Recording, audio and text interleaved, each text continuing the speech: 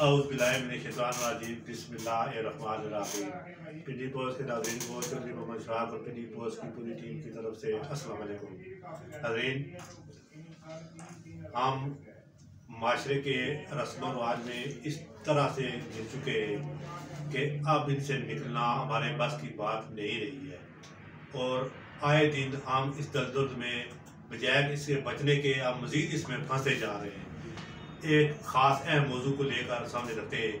ایک فوتگی والے گھر۔ جب کسی گھر میں فوتگی ہو جاتی ہے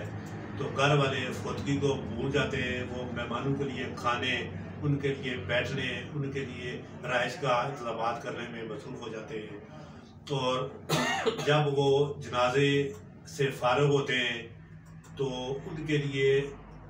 ان کا جو اپنا قریبی ہے وہ تو گیا ہی گیا دنیا سے، وہ تو نقصان سے دوچار ہوئے ہوئے، لیکن ایک مزید نقصان سے وہ دوچار ہونا پڑتا ہے۔ وہ کھانے وغیرہ پر اتنے زیادہ اخراجات آ جاتے ہیں کہ وہ اگلے سال 2 سال کے لیے بہت پیچھے چلے جاتے ہیں۔ تو ہمارے دین اسلام نے اس حوالے سے بہت سی آسانیاں پیدا کر رکھی ہیں، لیکن جو ہمارے رسم و رواج ہے، ہم اپنے دین اسلام کو چھوڑ کر ہم اپنے رسم و رواج کے پیچھے چل پڑے ہیں، جس کی وجہ سے ہم کو نقصان اٹھانا پڑ رہا ہے۔ تو آج اسی حوالے سے ہمارے ساتھ خطہ پٹوار کے معروف عالم دین جناب دین حسین رضوی صاحب موجود ہیں، تو ان سے یہ پوچھیں گے کہ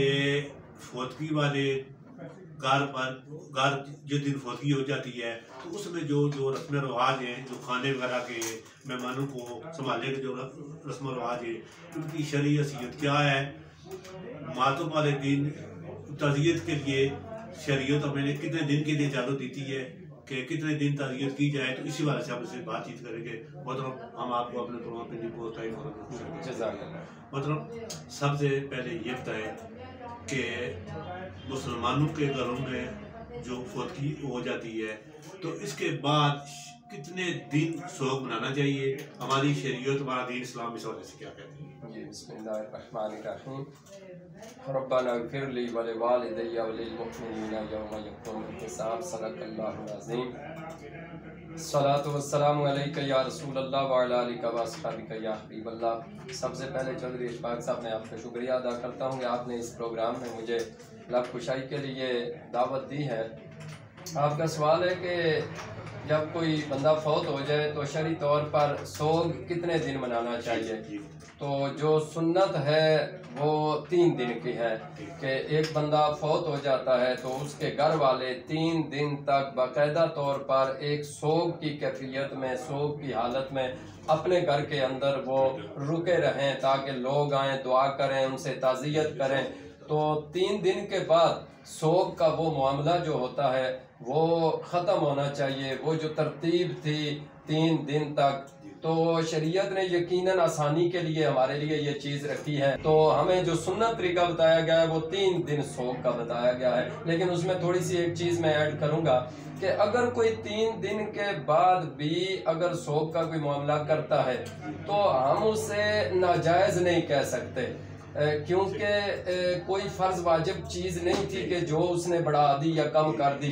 ایک مسنون عمل آپ کہہ سکتے ہیں اور ایک مستحب عمل آپ کہہ سکتے ہیں کہ اس میں، لیکن مسلمانوں کو چاہیے کہ سنت میں کیونکہ برکت ہے تو اگر وہ 3 دن ہی کریں سنت کے مطابق تو زیادہ آسانی اور بہتری ہوگی،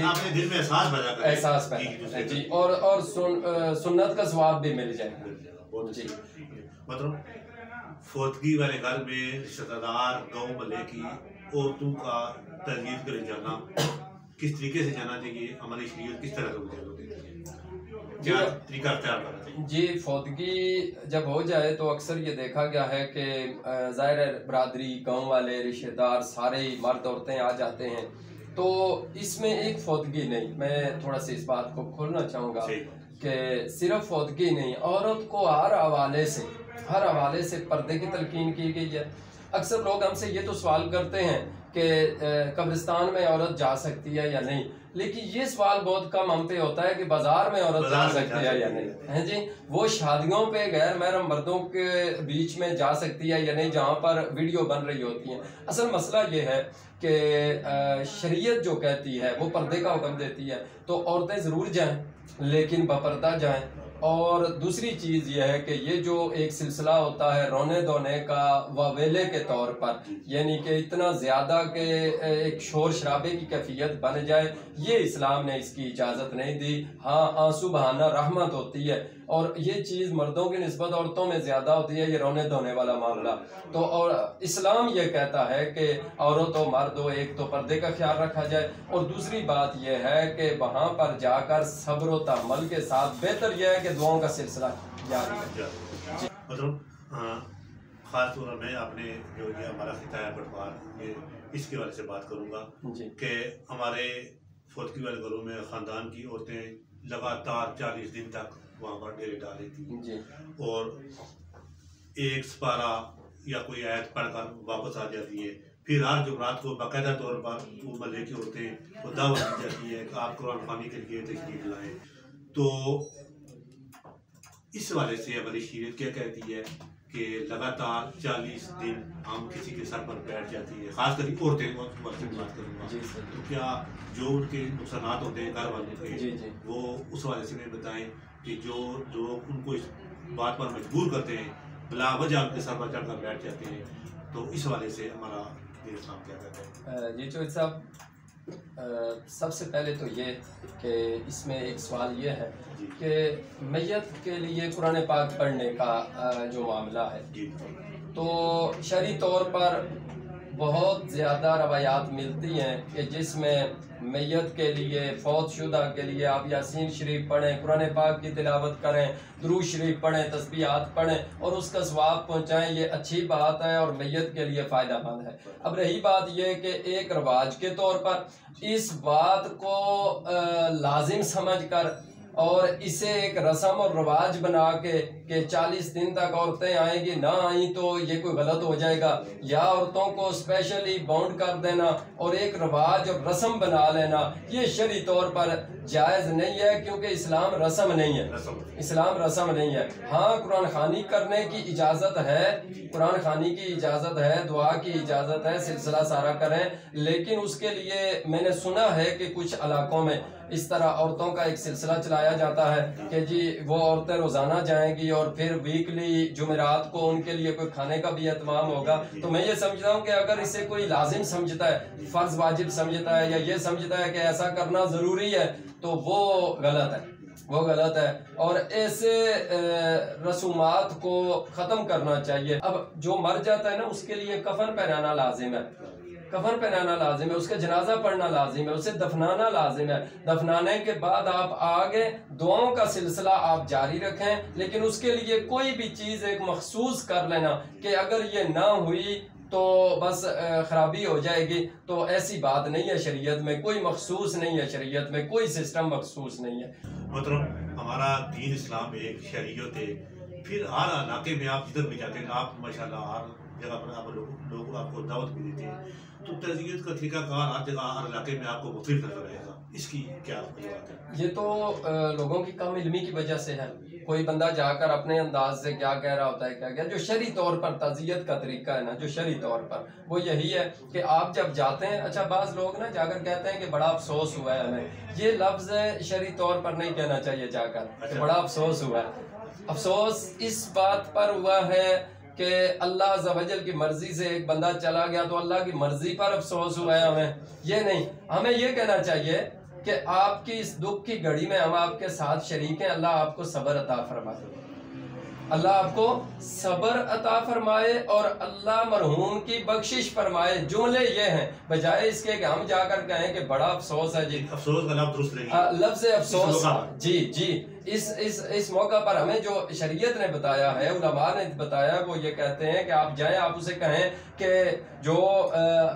بندہ دنیا سے چلا گیا، اللہ ان کی بخشش فرمائے اور اللہ آپ کو صبر عطا فرمائے، یہ دعا ہمیں سکھائی گئی ہے۔ اور دوسرا یہ ہے کہ جا کر اکثر یہ ہوتا ہے کہ یہ تو بڑی اہم بات ہے، سب تک میں پہنچانا چاہوں گا آپ کی وساطت سے، کہ ایک رواج بنا ہوا ہے جی تعزیت کے لیے، لوگ جاتے ہیں جہاں بھی ایسے جی ہاتھ کھڑے کریں جی دعا کے لیے، ایسے کرتے ہیں، تھوڑی دیر خاموش رہتے ہیں، ایک دوسرے کے منہ کی طرف دیکھ رہے ہوتے ہیں، اور اس کے بعد پہلا شخص کوئی بھی آمین کر دے تو سارے آمین کر دیتے ہیں، پڑھا کیا ہے آپ نے، تو اس کا طریقہ کار یہ ہے کہ آپ جائیں اور سورہ فاتحہ سورہ اخلاص شریف پڑھ کے درود شریف پڑھ کے اس کا ثواب میت کو پہنچائیں، اور یہ 2 منٹ کی بات ہوتی ہے، پھر آمین کر دیں کہ آپ جس مقصد کے لیے گئے ہیں وہ مقصد پورا ہو جائے۔ تو تعزیت کا طریقہ کار شرعی طور پر یہی ہے کہ آپ جائیں، صبر کی تلقین کریں اور مرحوم کی بخشش کی بات کریں، دعا دیں، اور اس کے بعد آپ کچھ پڑھ کے میت کو ایصال ثواب کر دیں۔ یہی شریعت کا اور صحیح طریقہ ہے جو اسلام نے ہمیں بتایا۔ بہت اچھی بات ہے محترم۔ کل شریف کا جو ختم ہے، اس کا شرعی طریقہ کار کیا ہے؟ کیا کل کے ختم کے وقت یا اس دن کھانا جو پکتا ہے وہ صرف مسلم لوگ کھا سکتے ہیں، یا جو بھی آپ نے بنائے ہوتے ہیں وہ کھا سکتے ہیں؟ اس میں کوئی مانگ نہیں؟ جی، یہ بہت ہی اہم اور بہت ہی وزنی سوال ہے۔ ایک تو کل شریف کی طریقہ کار کے حوالے سے ہے یا شرعی حیثیت کے حوالے سے کہیں تو کل شریف کی دعا علماء فرماتے ہیں کہ یہ سنت ہے، کیونکہ نبی پاک علیہ السلام نے اور صحابہ کرام نے مختلف مقامات پر، بالخصوص نبی پاک علیہ السلام کے حوالے سے روایت ملتی ہے کہ تیسرے دن نبی پاک علیہ السلام نے کسی صحابی کی فوتگی پر، اپنی برادری میں کسی کی فوتگی پر تیسرے دن کی دعا کی ہے، جسے ہم کل کی دعا کہتے ہیں۔ تو یہ تو کل کی دعا کا شرعی طور پر ہمیں ثبوت ملتا ہے، فرض واجب تو نہیں ہے، لیکن ایک ہم سنت کی حد تک کہہ سکتے ہیں۔ اور دوسری بات یہ کہ اس کے کھانے کے حوالے سے جو آپ نے بات کی، تو میت کے ایصال ثواب کے لیے جو کھانا پکتا ہے، تو شرعی طور پر اعلیٰ حضرت شاہ امام محمد رضا خان رحمۃ اللہ علیہ نے،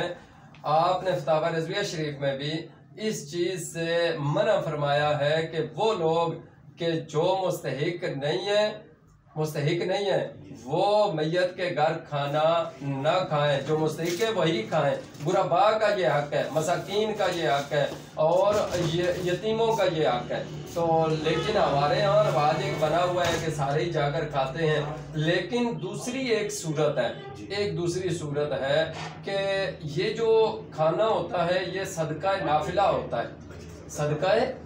ہوتا ہے، نفلی صدقہ ہوتا ہے میت کی طرف سے۔ تو ایک صورت یہ ہے کہ میت کی طرف سے جو نفلی صدقہ کیا جائے، نفلی صدقہ جو ہے وہ مستحق بھی کھا سکتے ہیں، لیکن بہتر یہی ہے، افضل یہی ہے کہ نہ کھائیں۔ مطلب 40واں کا ختم کرنا کتنا ضروری ہے؟ اس کا شرعی طریقہ کار کیا ہے اس والے اعتبار اسلام کا؟ 40ویں کے حوالے سے اصل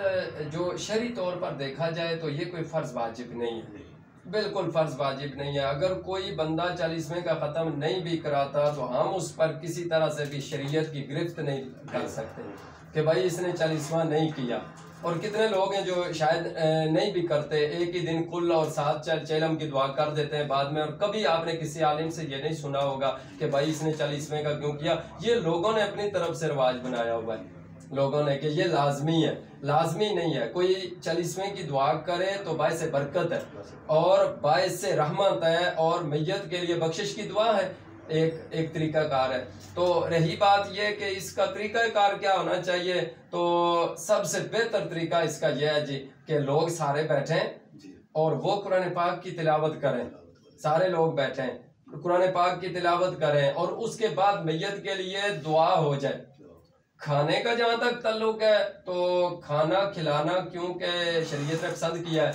تو اگر میت کی طرف سے کوئی کھانے کا اہتمام کیا جائے تو اس کا بھی ثواب میت کو پہنچے گا۔ لیکن پھر میں وہی بات کہوں گا کہ یہ کوئی فرض واجب نہیں ہے کہ ہم سمجھیں کہ بس 40واں نہ کیا تو کچھ ہو جائے گا، تو نہیں، 40ویں کی برکات ضرور ہیں، دعا کی برکات ہے، تو 40ویں کا لیکن اس کا جو ہم نے ایک رواج بنا لیا ہے نا کہ اتنی دیگیں پک رہی ہیں، کھانے اور لوگوں کو بلایا جا رہا ہے، تو یہ ایک رواج کے حوالے سے میں سمجھتا ہوں کہ لوگ پرہیز کریں تو زیادہ بہتر ہے، کیونکہ فرض واجب تو ہے نہیں، ایک بوجھ بھی بن سکتا ہے بعض لوگوں پر جو غریب ہیں، نہیں کر سکتے۔ اب وہ 70-80 ہزار روپیہ کہاں سے لائیں ایک فنکشن کے لیے، ایک 40ویں کی دعا کے لیے؟ تو اس کا بہتر طریقہ یہ نہیں ہے کہ 10 بندے بیٹھ جائیں، قرآن پاک پڑھیں اور قرآن پاک پڑھ کے دعا کریں، ان میں کوئی کھجوریں وغیرہ تقسیم کر دیں، دعا تو ہو گئی۔ تو یہ کچھ چیزیں جو ہیں وہ ہماری طرف سے بیچ میں لوگوں کی اپنی مرضی کی وجہ سے شامل کی گئی، علماء منع کرتے رہتے ہیں۔ میں حقیقت بتاؤں آپ کو، آج اس سٹیج سے میری آواز بھی جا رہی ہے اور بڑے دور تک آواز جائے گی، لیکن علماء کرتے ہیں منع، اب عوام پر زبردستی تو نہیں ہو سکتی، اب عوام کی کچھ خواہشیں ہوتی ہیں، عوام خود جو ہے کسی چیز کو پسند کرتی ہے کہ ایسا ہونا چاہیے، کیونکہ وہ چیز شریعت سے ٹکرا نہیں رہی ہوتی تو علماء بھی خاموش ہو جاتے ہیں کہ چلیں ٹھیک ہے یہ کوئی غیر شرعی تو ہے نہیں، لیکن اگر ایسا نہ کیا جائے تو پھر بھی کوئی مسئلہ نہیں ہے، اگر 40واں نہ بھی کیا جائے کوئی مسئلہ نہیں ہے، کل کی دعا پہ دعا کر لیں ہیں جی، اور 40ویں تک آپ اپنے گھر میں دعا کر لیں، 40 دن تک۔ محترم یہ جو ختم والے دن یا جتنے بھی ختم کرائے جاتے ہیں ان کا جو اشیاء خرد و نوش ہے جی جی ان کا بھی میت ان کے روح کو جی ثواب پہنچتا ہے، میت کی طرف سے جو چیز بھی صدقہ کی جائے، خواہ کھانے کی ہو، پہننے کی ہو، کپڑوں کی صورت میں ہو، یا حتیٰ کہ کتابیں لے کر کسی کو دے دیں میت کی طرف سے، یعنی کہ آپ میت کی طرف سے نیت کر کے کوئی چیز بھی خیرات کریں گے کسی کو دیں گے تو اس کا ثواب پہنچے گا۔ پھر اس میں بات وہی آ جاتی ہے صدقہ نافلہ والی، اگر نفلی صدقے کے طور پر آپ کوئی چیز تقسیم کر رہے ہیں اور اس کا ثواب میت کو پہنچا رہے ہیں تو اس کا ثواب بھی پہنچے گا۔ واجب صدقہ ہوتا ہے وہ مستحقین تک صرف پہنچنا چاہیے، وہ غیر مستحق نہیں لے سکتا، جو خود صاحب نصاب ہے، صاحب حیثیت ہے، وہ بندہ یہ چیزیں نہیں لے سکتا، اگر لے گا تو گناہگار ہوگا جو صاحب حیثیت صاحب نصاب بندہ ہے۔ ہاں جو صاحب نصاب نہیں ہے اور مستحق ہے اس تک یہ چیزیں پہنچائی جائیں تو جو چیزیں بھی رکھی جاتی ہیں ثواب ان کا میت کو ضرور پہنچتا ہے۔ مطلب ہمارے معاشرے میں علماء کرام کی بات کو بہت زیادہ اہمیت کرتی ہے، جی لوگ سنتے بھی ہیں، عمل درآمد کرتے ہیں، تو علماء کرام حضرات اور سول سوسائٹی اور جو دانشور لوگ ہیں، باشعور لوگ ہیں، وہ کس طرح سے ایسی فضول جو رسومات ہیں ہمارے معاشرے میں ان کو کس طرح سے ختم کروانے میں اپنا کردار ادا کرتے ہیں؟ میں یہ سمجھتا ہوں کہ ہر بندہ نا اپنے طور پر، مثال کے طور پر آپ ہیں نا، میں ہوں، تو ہم اس چیز کو کنٹرول کرنا شروع کریں، ہماری آواز بڑے دور تک جائے گی، ہمارا پیغام جائے گا، تو یہ فرد واحد کا کام ہے۔ اس کے لیے کوئی کمیٹی بنانا میرے خیال میں اتنا سود مند نہ ہو جب کہ بندہ خود پریکٹیکل کر کے بتا دے کہ یار دیکھو گاؤں میں فلاں بندے کا فوتگی ہوئی تھی تو اس نے یہ عمل کیا تھا، تو کیا ہوا پھر ہم بھی ایسا ہی کر لیتے ہیں۔ تو ایک یہ نہیں کہ اپنا رول ماڈل پیش کرنا پڑے گا، لیکن آخر میں ایک بات یہ بھی میں ضرور کہوں گا، بعض لوگ بالکل ہی کہہ دیتے ہیں کہ یہ حرام ہے جی، 40واں حرام ہو گیا، کل حرام ہو گیا اور یہ دعاؤں کا سلسلہ ہی سرے سے نہیں ہے، تو ایسے لوگوں کو بھی احتیاط کرنی چاہیے کہ شریعت نے اجازت دی، شریعت نے اجازت دی ہے۔ اللہ عمل کی توفیق عطا فرمائے۔